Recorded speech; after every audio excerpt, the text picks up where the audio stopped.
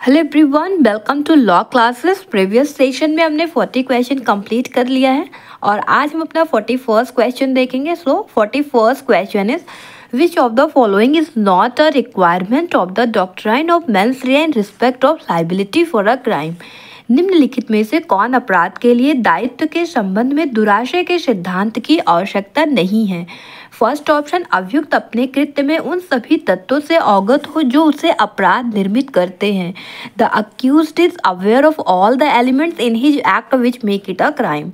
And second option, अभियुक्त का आपराधिक कार्य आश्रित हो। The accused intended to commit a criminal act. And third option, अभियुक्त को यह ज्ञात हो कि यह कृत्य जिसे वह कारित करने जा रहा है अपराध है।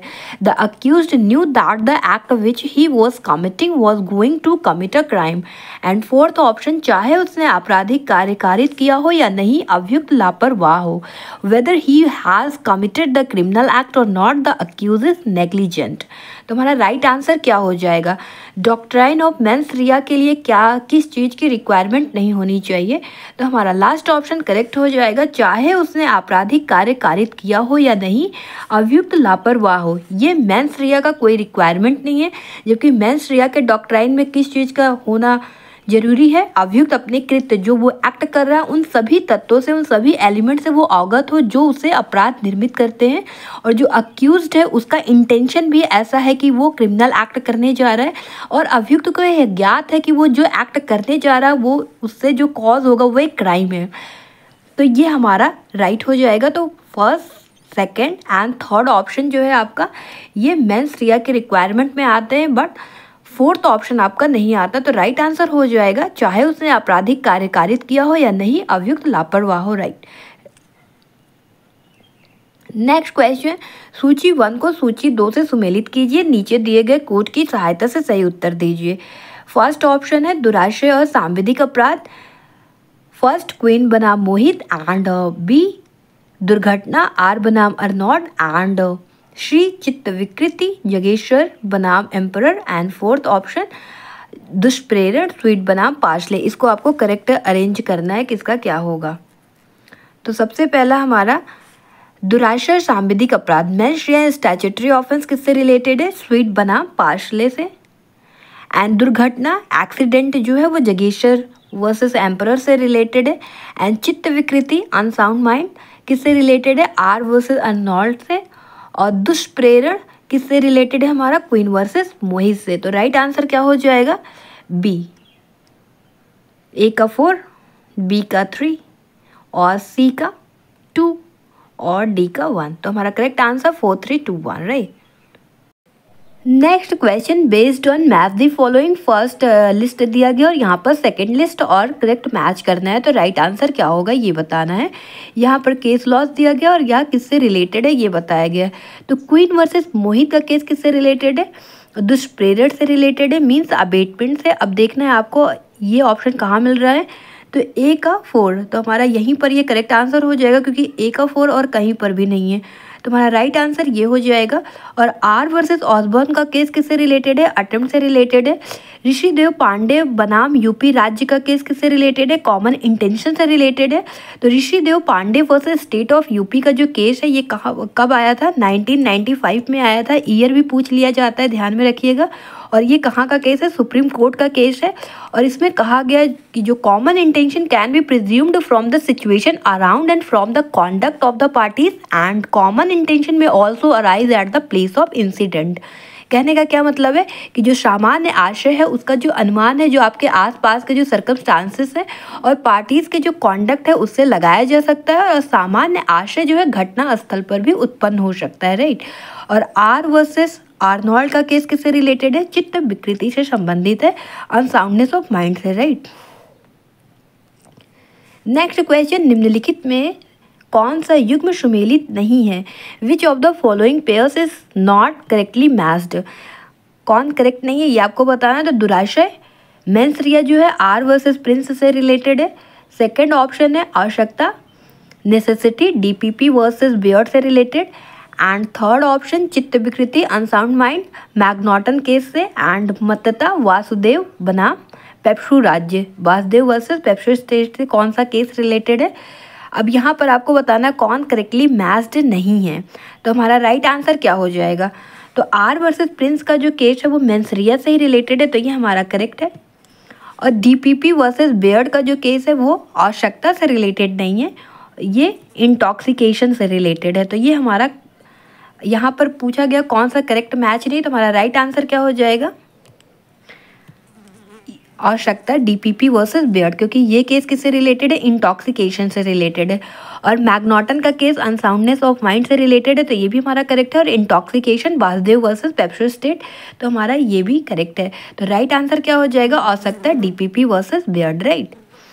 तो यहाँ पर डीपीपी वर्सेस जो बेयर्ड का केस है किससे रिलेटेड है? General exception of involuntary intoxication, जो मेंशन कहाँ है? 85 आईपीसी में। और बीएनएस का कहाँ देखने को मिलेगा? 23 में देखने को मिलेगा। और नेसेसिटी का जो सेक्शन है वो आईपीसी में 81 में देखने को मिलता था, और बीएनएस में कहाँ मिलेगा? 19 में मिलेगा।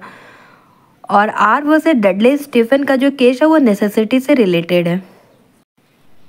नेक्स्ट क्वेश्चन, गलत उत्तर बताइए। Identify the wrong answer. Common law में दुराशय के सिद्धांत के निम्नलिखित मान्य अपवाद हैं। The following are the valid exception to the doctrine of mens rea at common law are. First option व्यक्तिगत उपद्रव, प्राइवेट न्यूसेंस। सेकंड ऑप्शन आपराधिक अपमान लेख, क्रिमिनल लिबल आर्टिकल।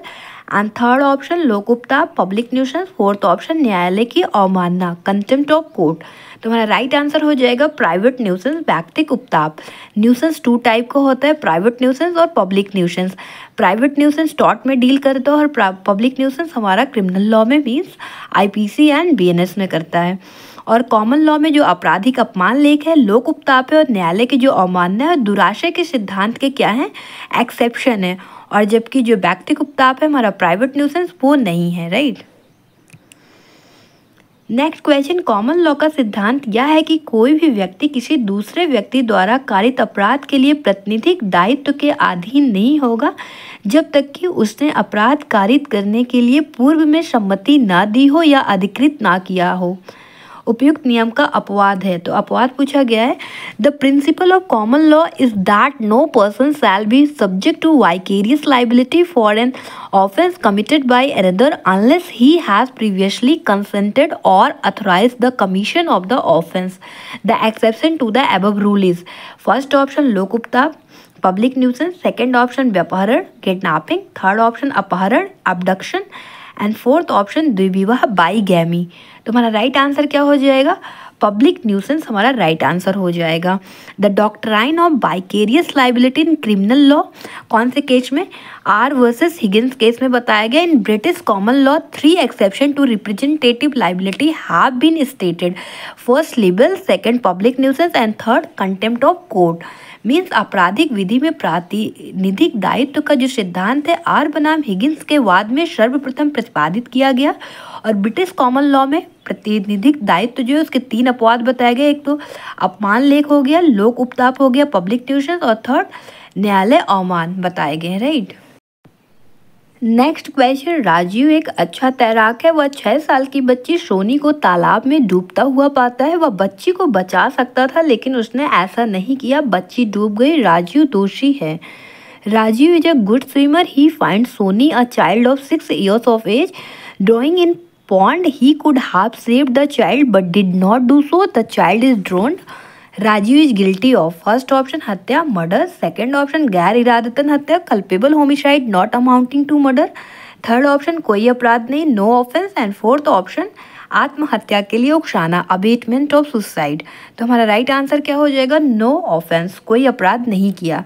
तो राजीव किसी अपराध का दोषी नहीं है। सोनी को वह बचाने की उसकी विधिक बाध्यता नहीं है, वह उसे बचाने के लिए केवल नैतिक दबाव के अधीन है। नैतिक बाध्यता दंड संहिता में कहीं भी दंडनीय नहीं है, इसलिए राजीव ने कोई ऑफेंस नहीं किया है। तो Rajiv is not guilty of any crime. He is not legally oblige to save Soni. He is only under moral compulsion to save her. Moral compulsion is not punishable anywhere in the penal code, right.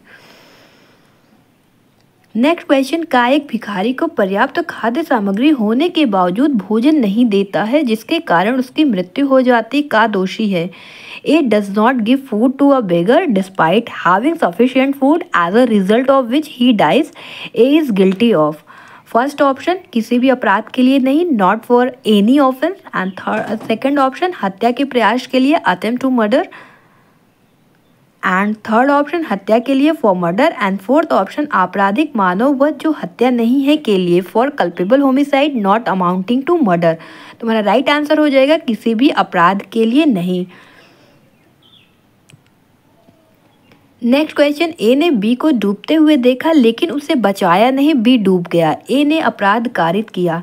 A saw B drowning but didn't save him, B drowned. A committed the offence of. First option लापरवाही का अपराधी, crime of negligence. And second option आत्महत्या के दुष्प्रेरण का अपराध, the offence of abetment of suicide. And third option आपराधिक मानववध जो कि हत्या की श्रेणी में नहीं आता है का अपराध, crime of culpable homicide not amounting to murder. And fourth option कोई अपराध नहीं, नो ऑफेंस। तुम्हारा राइट आंसर हो जाएगा नो ऑफेंस, उसने कोई भी अपराध नहीं किया है। नेक्स्ट क्वेश्चन, निम्नलिखित में से कौन सी धाराएं क्षेत्रातीत प्रवर्तन का प्रावधान भारतीय दंड संहिता 1860 में करती हैं? Which of the following sections provide for extraterritorial enforcement in the Indian Penal Code 1860? First option section 3 and 4, second option section 5 and 6, and third option section 7 and 9, and fourth option section 10 and 11। तो हमारा right answer क्या होगा? Section 3 में क्या है? Section 3 में punishment of offences committed beyond but which by law may be tried within India. And fourth में क्या है? Extension of code to extra territorial offences.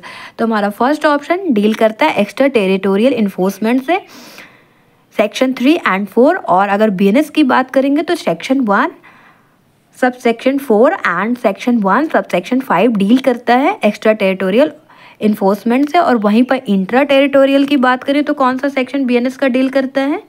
Intra territorial में सेक्शन 1 सब सेक्शन 3, राइट। और extra territorial के लिए 1 sub section 4 and sub section 5 ये deal करता है एक्स्ट्रा टेरिटोरियल से। ये हम बीएनएस की बात कर रहे थे। अब देख लेते हैं सेक्शन 5, 6, 7, 9 एंड 10, 11 में क्या है। Section 5 deals with certain laws not to be affected by this act. और यही बात हमारा बीएनएस का सेक्शन 1 सब सेक्शन 6 भी करता है कि certain laws not to be affected by this Sanhita. जैसे कि हमारा स्पेशल लॉ हो गया, लोकल लॉ हो गया, डिफेंस से रिलेटेड लॉ हो गया, उस पर इंडियन पिनल कोड या फिर हमारा भारतीय न्याय संहिता कोई भी प्रभाव नहीं डालेगा, अफेक्ट नहीं करेगा, राइट। और सेक्शन 6 हमारा बात करता है definition in the code to be understood subject to exception. Exception के सब्जेक्ट टू में माना जाएगा जो भी डेफिनेशन दिया गया है। और सेक्शन 7 हमारा किससे बात करता है? सेक्शन 7 बात करता है sense of expression once explained. किसी चीज को एक बार एक्सप्लेन कर दिया गया तो वही माना जाएगा, अगर उसके कॉन्ट्ररी होगा तो वो उस प्रोविजन के नीचे दे दिया जाएगा, राइट। और सेक्शन 9 हमारा बात करता है नंबर का। और सेक्शन 8 जो है वो डिफाइन करता है जेंडर को। और सेक्शन 10 हमारा जो है वो किसको डिफाइन करता है? मैन और वुमन को डिफाइन करता है। Any as of man and any as of women, उनको हम विमेन के कैटेगरी में रखा जाएगा और मैन के कैटेगरी में रखा जाएगा। ये बात कौन करता है? सेक्शन 10।